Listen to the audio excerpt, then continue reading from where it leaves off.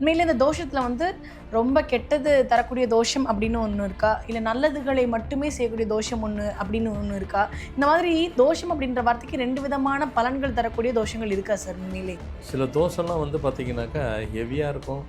அவங்கள வாழவே விடாம பண்ணிரும். அதுவும் தோசம். சில பேரு தொழில பண்ண விடாம பண்ணிரும். அதுவும் தோசம்.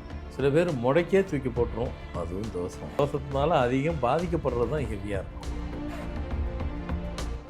பேர உங்கள எழுத சொல்றதனுடைய நோக்கமே, உங்களுக்குள்ள இருக்கிற அந்த தோஷத்த வெளிய ஏத்துறது. தோஷம் வெளிய போயிருச்சுன்னு சொன்னாலே, மனித சக்தின்னு ஒண்ணு இருக்கு. அதாவது உங்களுக்குன்னு ஒரு சக்தி இருக்கு. அந்த சக்தியில நீங்க ஜெயிச்சிருவீங்க. சப்போர்ட்டுக்கு இந்த பேர் இருக்கு. முதல்ல அது பேரை மாத்துறதனுடைய நோக்கமே, தோசைன்னு இருக்கிறது அதை வெளியே அனுப்பணும். அவரை முதல்ல கிளப்பி விட்டுறணும். அவர் கிளம்பிட்டாவே உங்களுக்குன்னு ஒரு சக்தி இருக்குல்ல, அதில் நீங்கள் ஜெயிச்சிடலாம். அதுக்காக தான் பேரை மாத்துறது. தேதியில் 9 இருக்குது, இன்னொரு இடத்துல 2ஆம் நம்பர் இருக்குது, இதுவும் தோஷம். தேதி 3, இன்னொரு இடத்துல 7, இதுவும் தோஷம். தேதியில் 6, 7, 8 தொடர்ந்து இருக்குது, அதுவும் தோஷம். இந்த தோஷத்தினுடைய தன்மை ஒவ்வொரு இடத்துலையும் ஒவ்வொன்றும் சஃபர் பண்ணுவாங்க.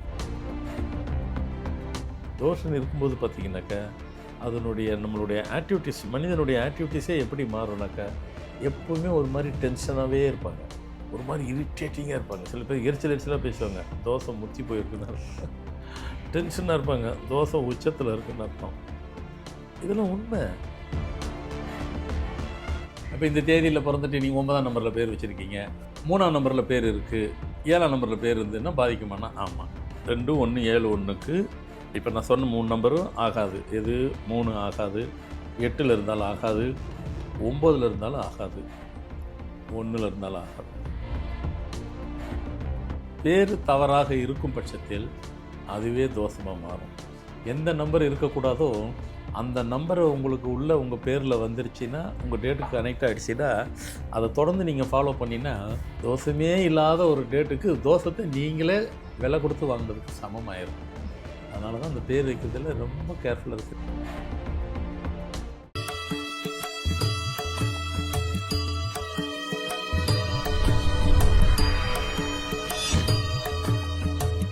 ஃபார்மட் நியூமராலஜி நேயர்களுக்கு நர்மதாவின் அன்பான வணக்கம். நம்மளுடைய சேனலில் தொடர்ந்து பல்வேறு விதமான ஃபார்மட் நியூமராலஜி மற்றும் ஆன்மீகம் சம்மந்தமான தகவல்கள் பார்த்துட்ருக்கோம். அந்த வகையில் இன்றைக்கி நம்ம பார்க்க போகிற இந்த ஒரு பதிவில் தோஷம் அப்படின்றது, சில தோஷங்கள் வந்து வீரியம் அதிகமாகவும் பாதிப்பு அதிகமாகவும் தரக்கூடியதாகவும், சில தோஷங்கள் பாதிப்பு குறைவானதாகவும் இருக்குமா அப்படின்றத பற்றின தெளிவான விளக்கம் கொடுக்கறதுக்காக நம்ம கூட இன்றைக்கி ஃபார்மட் நியூமராலஜியினுடைய தந்தை டாக்டர் மகா தனசேகர் ராஜா அவர்கள் அடைஞ்சிருக்கிறாங்க. வணக்கம் சார். வணக்கம்மா. தோஷம் அப்படின்னாலே வந்து வந்து அது வந்து நெகட்டிவான ஒரு வார்த்தை அப்படின்ற மாதிரி தான் சார் எல்லாருடைய எண்ணங்கள்லையும் போய் உட்கார்ந்துருக்கு அந்த வார்த்தை அப்படின்றது. உண்மையிலே இந்த தோஷத்தில் வந்து ரொம்ப கெட்டது தரக்கூடிய தோஷம் அப்படின்னு ஒன்று இருக்கா? இல்லை நல்லதுகளை மட்டுமே செய்யக்கூடிய தோஷம் அப்படின்னு ஒன்று இருக்கா? இந்த மாதிரி தோஷம் அப்படின்ற வார்த்தைக்கு 2 விதமான பலன்கள் தரக்கூடிய தோஷங்கள் இருக்கா சார் உண்மையிலே? தோஷம்னு ஒன்று வரும்போது பாதிக்கிறது, பாதிக்கப்படாதது ம். கண்டிப்பாக உண்டு. ஆனால் என்னை பொறுத்த வரைக்கும் அதான் நான் இப்படி தான் சொல்லுவேன் பொதுவாக. ஒரு மனுஷன் பிறந்தாக்கா தோஷம்னு ஒன்று இருக்கா அப்படின்னா, மனிதர் பிறப்பே வந்து தோஷத்துக்கு உட்பட்டது தான்.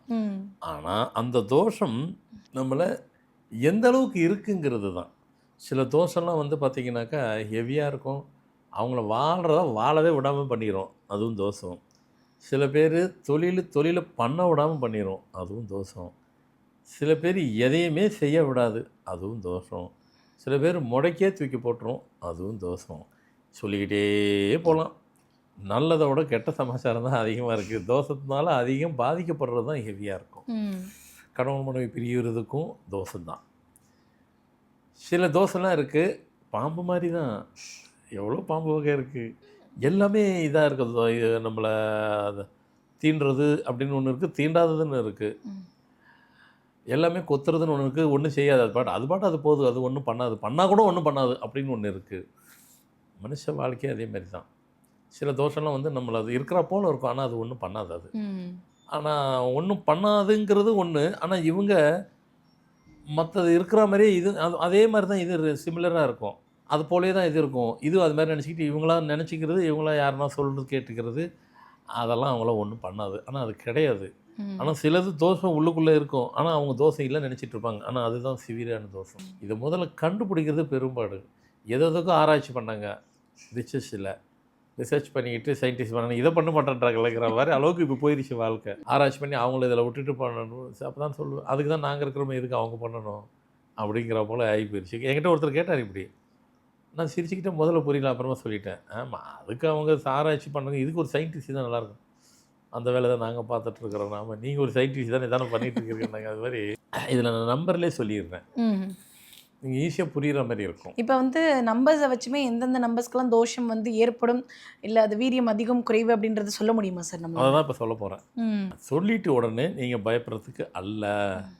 நம்ம ஃபார்மெட் நியூமராலஜி பேரை அப்ளை பண்ணாவே, இந்த ஃபார்மெட் நியூமராலஜியினுடைய பேர் மாற்றம் பண்ணி பேரை எழுத சொல்கிறதே எல்லாரும் புரிஞ்சிக்க வேண்டியது ஒரே காரியம் என்னென்னா, ஃபர்ஸ்ட் ஆஃப் ஆல் அந்த நம்பருக்குள்ள தோஷத்தை அது க்ரஷ் பண்ணிடும், போக்கடிச்சிடும். பேரை உங்களை எழுத சொல்கிறதுனுடைய நோக்கமே உங்களுக்குள்ளே இருக்கிற அந்த தோஷத்தை வெளியே ஏற்றுறது. தோஷம் வெளியே போயிடுச்சின்னு சொன்னாலே மனித சக்தின்னு ஒன்று இருக்குது, அதாவது உங்களுக்குன்னு ஒரு சக்தி இருக்குது, அந்த சக்தியில் நீங்கள் ஜெயிச்சிருவீங்க. சப்போர்ட்டுக்கு இந்த பேர் இருக்குது. முதல்ல அது பேரை மாற்றுறதுனுடைய நோக்கமே தோஷன்னு இருக்கிறது அதை வெளியே அனுப்பணும். அவர் முதல்ல கிளப்பி விட்டுறணும். அவர் கிளம்பிட்டாவே உங்களுக்குன்னு ஒரு சக்தி இருக்குல்ல, அதில் நீங்கள் ஜெயிச்சிடலாம். அதுக்காக தான் பேர் மாற்றுறது. பேர் மாற்றுறது ஃபேஷனுக்காகவோ, அவர்கிட்ட காசு இருக்குங்க மாற்றுறாரு, நீங்கள் நல்லா இருக்கணுங்காக தான் நீங்கள் பேர் மாற்றுவீங்க. அவருன்றதில் எக்ஸை விட்டுருங்க, ஒய்யை விட்டுருங்க, இசட்டை விட்டுருங்க. நீங்கள் இந்த பேர் மாற்றுறதுக்கு பல காரணத்தில் மெயின் காரணம் உங்கள்கிட்ட இருக்கிற தோஷம் வெளியே ஏறணும். சரி, இப்போ நான் நம்பர்லேயே சொல்கிறேன், ஈஸியாக புரிஞ்சு. பொதுவாக 4 டிஜிட்டு தான் நம்ம ஃபார்மெட்டில் தெரியும் எல்லாத்துக்கும். நான் இப்போ நம்ம அதெல்லாம் விளக்கெல்லாம் தேவையில்லை, எல்லாத்துக்கும் எல்லாம் தெரியும். டேட்டு, மாதம், வருஷம், அப்புறம் கடைசி நம்பர் கூட்டிட்டு 4 டிஜிட். இப்போ நான் சொல்கிறது இந்த 4 நம்பரில் நான் சொல்கிற நம்பர் அங்கே இருக்குது அப்படின்னாக்கா, உங்கள் நம்பருக்குள்ளேயே உங்கள் டேட்டுக்குள்ளேயே ஒரு நம்பர் 7ஆக இருக்குது, 7ன்னு ஒன்று இருக்கும், 4ன்னு இருக்கும். இந்த 4 டிஜிட்டில் எங்கே வேணாலும் இருக்கலாம். அது கண்டிப்பாக தோஷம். இந்த தோஷத்திலே வந்து பார்த்திங்கனாக்கா ஜாதக பிரகாரம் நிறைய சொல்லுவாங்க. செவ்வாய் தோஷம்னு சொல்லுவாங்க, சனி தோஷம்னு சொல்லுவாங்க, நாகதோஷம்னு சொல்லுவாங்க. இப்படி தோஷத்தில் பல வகை இருக்குது. அந்த தோஷம்லாம் நான் சொல்ல போகிறதில்ல. எந்த தோஷம் இருந்தாலும் தோஷம்தான். உங்களுக்கு எது இருந்தாலும் சிரமம் தான் படுத்த போகுது. இவங்க முதல்ல வெளியே போயிட்டாவே நீங்கள் ஃப்ரீ ஆயிடுவீங்க. அது எந்த தோஷமாக இருந்தால் என்ன இருக்குது, அதுக்கு தகுந்த மாதிரி டியூன் பண்ணி பேரை கொடுக்க போகிறோம். அதெல்லாம் வந்துடும். இது தோஷம் உள்ளது. உங்கள் டேட்டில் தேதி 7, 4ஆம் நம்பர் ஏதோ ஒரு பிளேஸில், 4 பிளேஸில் ஏதோ ஒரு இடத்துல இருக்குது. இது தோஷம் தான். இப்போ நான் சொல்லுவது என்ன தோஷம்னு அது வேண்டாம், நீங்கள் அதையே நினச்சிக்கிட்டு இருப்பீங்க. அதுக்காக தோஷம் சொல்ல வேண்டாம், அதை விட்டுருங்க. அடுத்து வந்தது தேதியில் 9 இருக்குது, இன்னொரு இடத்துல 2ஆம் நம்பர் இருக்குது, இதுவும் தோஷம். தேதி 3, இன்னொரு இடத்துல 7, இதுவும் தோஷம்.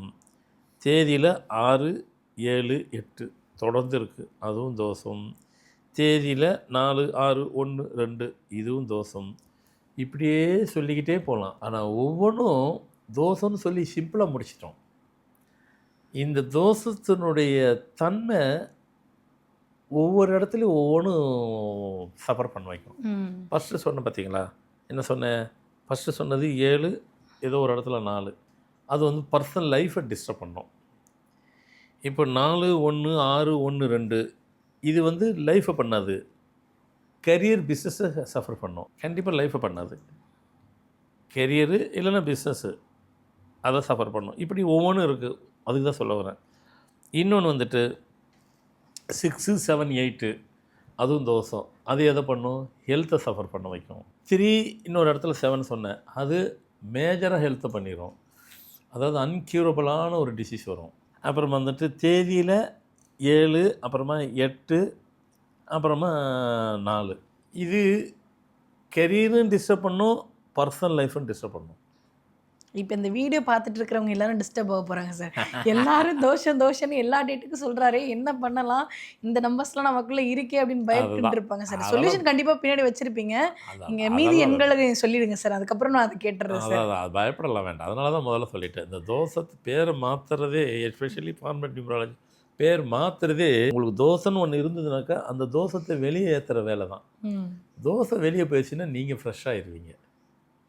தோஷம் இருக்கும்போது பார்த்தீங்கன்னாக்கா அதனுடைய நம்மளுடைய ஆக்டிவிட்டீஸ், மனிதனுடைய ஆக்டிவிட்டீஸே எப்படி மாறும்னாக்கா எப்போவுமே ஒரு மாதிரி டென்ஷனாகவே இருப்பாங்க. ஒரு மாதிரி இரிட்டேட்டிங்காக இருப்பாங்க. சில பேர் எரிச்சலாக பேசுவாங்க. தோசை முத்தி போயிருக்குன்னு அர்த்தம். டென்ஷனாக இருப்பாங்க. தோசை உச்சத்தில் இருக்குன்னு அர்த்தம். இதெல்லாம் உண்மை. எங்க நாங்கள் டென்ஷனாக இருக்குது ஒரு வேலை மேலே ப்ரெஷர் கொடுக்குறாங்க, அதனால டென்ஷன். அதுவே இன்னொருத்தர் இருப்பார், அந்த டென்ஷன் அவருக்கு இருக்கா? அதே வேலை தானே அவர் செய்கிறாரு இல்லையில, அப்போ உங்களுக்கு இருக்குதுன்னு அர்த்தம். ஒரு லாஜிக் தான். தோஷம் அப்படிங்கிறதுக்கு வந்து பல வகையாக இருக்கும். அதை தான் உங்களுக்கு நல்லா அதுக்கு ஒரு எக்ஸ்பிளைன் பண்ணிட்டேன். பயப்படலாம் தேவையில்லை. அதுக்கு தான் பாரம்பரிய நியூமராலஜின்னு இருக்கு இல்லையா? அதனுடைய நோக்கமே வந்துட்டு தோஷம்னு இருக்கிறவங்கள முதல்ல தோஷத்தை நலிஃபை பண்ணிடும், வெளியேற்றிடும். அப்புறமா நம்ம ஒவ்வொருத்தருக்கும் உங்களுக்குள்ள சக்தியிலேருந்து ஜெயிச்சிடலாம். நியூமராலஜி ஹெல்ப் பண்ணும். தோஷமே இல்லை, இது தோஷம் உள்ளது. தோஷமே இல்லை, ஜோதிடத்துலலாம் சுத்த ஜாதகம் அப்படின்லாம் சொல்கிறாங்களே, அந்த மாதிரி வந்து தோஷமே இல்லாத மனிதர் அப்படின்னு ஒருத்தர் இருக்கிறாரா சார்? இல்லை, இது தோஷமே இல்லை அப்படிங்கிறத காட்டிலும் தோஷம் இருக்கும். நீங்கள் முதல்ல உங்கள் கேள்வி அதுதான், தோஷம் குறைந்தது அப்படின்ட்டு. நான் முதல்ல சொன்னது அதுதான். தோஷம் இல்லாத மனிதனும் கிடையாது. மனித வர்க்கத்திலே வந்து தோஷன்றதெல்லாம் இல்லை. கம்மி ஜாஸ்தி, அஃபெக்ட் எஃபெக்ட். நம்மளை அதனால் வந்து அஃபெக்ட் பண்ணிடுமா, அதனால் நம்மளை வந்துட்டு பாதிக்க உண்டாக்கிடுமா? முதல்ல சொன்னதெல்லாம் அப்படி. இப்போ சில டேட்டெல்லாம் சொல்கிறேன். தோஷன்றது இருக்கும், தோஷத்தினால பாதிப்பு கிடையாது. 2 1 7 1 இது தோஷமே இல்லையா? இல்லை. அப்போ இந்த தேதியில் பிறந்தா பாதிக்கவே மாட்டாங்களா? நல்லா புரிஞ்சுக்கணும். பேர் தவறாக இருந்தால் பாதிக்கும், அது வேறு விஷயம். அப்போ இந்த தேதியில் பிறந்துட்டு நீங்கள் 9ஆம் நம்பரில் பேர் வச்சுருக்கீங்க, 3ஆம் நம்பரில் பேர் இருக்குது, 7ஆம் நம்பரில் பேர் இருந்ததுன்னா பாதிக்குமானா? ஆமாம். 2 1 7 1க்கு இப்போ நான் சொன்ன 3 நம்பரும் ஆகாது. எது? 3 ஆகாது, 8ல் இருந்தாலும் ஆகாது, 9ல் இருந்தாலும் ஆகாது, 1ல் இருந்தாலும் ஆகாது. இப்போ நீங்கள் இப்போ இந்த எண்கள் சொல்கிறீங்களா சார், இது இனிஷியலோடு சேர்த்து நம்ம கவுண்ட் பண்ணணுமா, இல்லை இனிஷியலை விட்டுட்டு வெறும் நேமை மட்டும் நம்ம கவுண்ட் பண்ணணுமா சார்? கரெக்டான கேள்வி. கூப்பிட்ற பேரும் கனெக்ட் ஆகணும், வித் இனிஷியலை கூட்டினாலும் கனெக்ட் ஆகணும். இந்த நம்பருக்குள்ளே அடங்கக்கூடாது. அதுக்குத்தானே நாங்கள் இருக்கிறோம். ஒருவேளை அதுக்குள்ளே அடங்கியிருக்கு அப்படின்னா நாங்கள் என்ன பண்ணணும்? எல்லாம் அப்படி நினச்சிக்கிட்டு இருக்கிறாங்க. ஆக்சுவல் பேர் என்ன பேரோ அந்த பேரும் கனெக்ட் ஆகக்கூடாது. கனெக்ட் ஆகக்கூடாது, இந்த நம்பர் கனெக்ட் ஆகக்கூடாது. கனெக்ட் ஆகணும்னா கரெக்டாக இருந்தால் கனெக்ட் ஆகும். அதனால் அதையும் பார்க்கணும், இதையும் பார்க்கணும். இப்போ நாங்கள் வைக்கிறதெல்லாம் அதெல்லாம் சரி அப்படிலாம் கால்குலேட் பண்ணி தான் வைக்கிறது. ஆனால் பொதுவாக எல்லாம் நினச்சிக்கிறது, இப்போ ஃபார் எக்ஸாம்பிள் நான் இப்படி சொல்லிடுறேன் பாருங்கள், எதை தான் ரகசியம்னு வச்சுருந்தோம், ஒரு ரகசியம் இல்லை, எல்லாத்தையும் சொல்லிட்டு தான் கொடுக்குறேன். 41 பேர் வருதுன்னு வைங்க, 39 + 2 இனிஷியல் 41 வந்துருச்சு அப்படின்னு நினைக்கிறீங்க. இந்த 39 +ன்றது பேர், 2ன்றது இனிஷியல் 41. சரியானா சரிதான், அது உங்கள் டேட்டுக்கு சரியான்னு பார்க்கணும். உங்கள் டேட்டுக்கு அந்த நம்பரும் கரெக்டாக இப்படி போட்டாலும் கரெக்டாக இருந்ததுன்னா, கரெக்டாக இருந்தால் கரெக்ட் இல்லைன்னா கனெக்ட் ஆகாது உங்களுக்கு. அடுத்து அப்புறமா 7 1 1 9 இது தோஷமா? இல்லை. தோஷத்தினால பாதிப்பு இருக்கா? கண்டிப்பாக கிடையாது, ஒரு காலம் கிடையாது. அடுத்து 9 4 4 8 9 4 4 8 ஐயா 9 4 4 8 சொல்கிறீங்க, ஜாதகத்தில் இருக்கு. இப்போ ஜாதகத்தில் போனால் தோஷம் இருக்குது, சேவா தோஷம் இருக்குது, அதெல்லாம் சொல்லலாம். இல்லைங்க, நீ நம்பர் பிரகாரம் பார்த்தா விதியில் 8 இருக்கே, 8 இருந்தனவே பெரிய தோஷமாச்சு. நம்பர்ன்றது நம்பர் பாதிக்கும், தோஷன்றது வேறு. அதாவது இதில் நம்பரு பாதிப்புன்னு ஒன்று இருக்குது, தோஷம் பாதிப்புன்னு இருக்குது. அப்போ தான் முதல்ல சொன்னது அது நம்பருக்கு உண்டான பாதிப்பு வித் தோஷத்துக்கு உண்டான பாதிப்பு. இங்கே நம்பருக்கு உண்டான பாதிப்பு இருக்கும், தோஷம் கிடையாது. அடுத்து 1 4 5 1 தோஷம் இல்லை. 3 3 3 9 தோஷம் இல்லை. 6 6 6 9 தோஷம் இல்லை. 5 5 9 1 தோஷம் இல்லை. நல்லா தான் சொல்லியிருக்கிறீங்க, எனக்கு சந்தோஷம்தான். உங்களுக்கு தோஷம் இருக்கணும்னு சொல்கிறது ஆசைப்பட்றேன், இல்லைன்னு சொல்கிறது தான் ஆசைப்பட்றேன். சேம் டைம் பேர் கனெக்ட் ஆகணும். பேர் தவறாக இருக்கும் பட்சத்தில் அதுவே தோஷமாக மாறும்.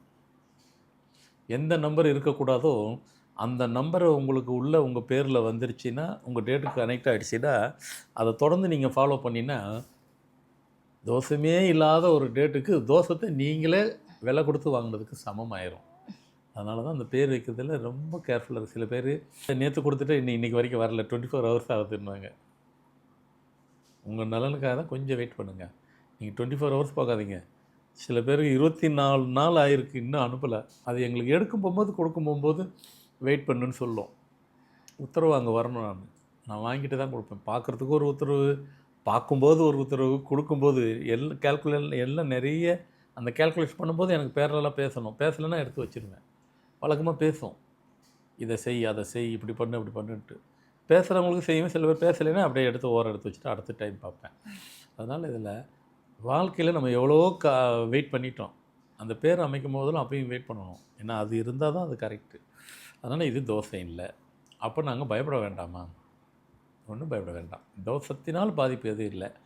அப்போது தோஷத்தினால பாதிப்புன்னு ஒன்று இருக்குது, தோஷத்தினால பாதிப்பே இல்லாமல் ஒன்று இருக்குது. ரெண்டுத்தையும் சொல்லிட்டேன். கண்டிப்பாக எல்லாத்துக்கும் இதை கேட்டதுக்கப்புறம் நிறைய பேர் பெரும் மூச்சு விட்டுருப்பீங்க. எங்கேருந்தையா விடுறது, எங்களுக்கு தோசை சொல்லிட்டீங்களா? அதுக்கு பயம் இல்லைன்னு சொல்லிட்டேன். நமக்கு ஃபார்மெட் இருக்குது, யூஸ் பண்ணிக்கலாம். கண்டிப்பாக சார். பெயர்கள் சரியாக இருந்தது அப்படின்னா தோஷம் கூட நம்மளை தொட்டு பார்க்காது அப்படின்ற மாதிரி சொல்லியிருக்கீங்க. கண்டிப்பாக ஃபார்மெட் நியூமராலஜியில் எல்லா விஷயங்களுக்கும் ஒரு தீர்வு இருக்குது அப்படின்றது இந்த ஒரு பதிவு மூலமாக நேயர்களுக்கு புரிஞ்சிருக்கும்னு நம்புகிறோம். கண்டிப்பாக இதை பார்த்துட்டு இருக்கக்கூடிய நேயர்கள் எல்லாருக்குமே ரொம்ப பயனுள்ளதாக இருக்கும் நம்புகிறோம். ரொம்ப நன்றி சார். வணக்கம்மா.